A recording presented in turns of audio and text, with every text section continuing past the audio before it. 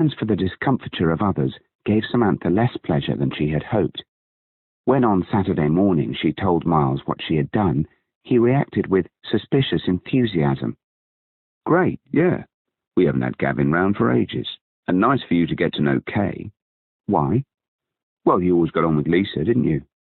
"Miles, I hated Lisa." "Well, okay. Maybe you'll like Kay better." She glared at him, wondering where all this good humour was coming from.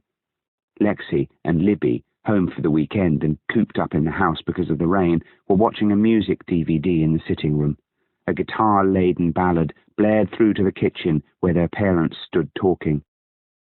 "Listen," said Miles, brandishing his mobile. "Aubrey wants to have a talk with me about the council. I've just called Dad, and the Forleys have invited us all to dinner tonight at Sweet Love." "No thanks," said Samantha, cutting him off. She was suddenly full of a fury she could not explain, even to herself. She walked out of the room. They argued in low voices all over the house through the day, trying not to spoil their daughter's weekend. Samantha refused to change her mind or discuss her reasons. Miles, afraid of getting angry at her, was alternately conciliatory and cold. "How do you think it's going to look if you don't come?" he said at 7:50 that evening, standing in the doorway of the sitting room, ready to leave, wearing a suit and tie. "It's nothing to do with me, Miles," Samantha said. "You're the one running for office." She liked watching him dither. She knew that he was terrified of being late, yet wondering whether he could still persuade her to go with him. "You know they'll be expecting both of us." "Really? Nobody sent me an invitation." "Oh, come off it, Sam. You know they took it for granted." "More fool them, then. I've told you I don't fancy it. You better hurry. You don't want to keep Mummy and Daddy waiting." He left.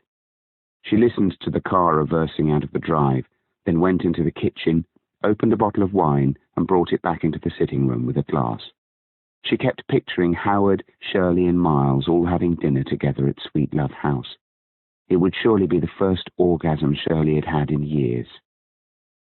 Her thoughts swerved irresistibly to what her accountant had said to her during the week. Profits were way down, whatever she had pretended to Howard. The accountant had actually suggested closing the shop and concentrating on the online side of the business.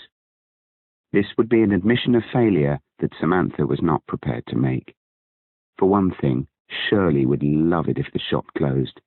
She had been a bitch about it from the start. "I'm sorry, Sam. It's not really my taste. Just a teeny bit over the top."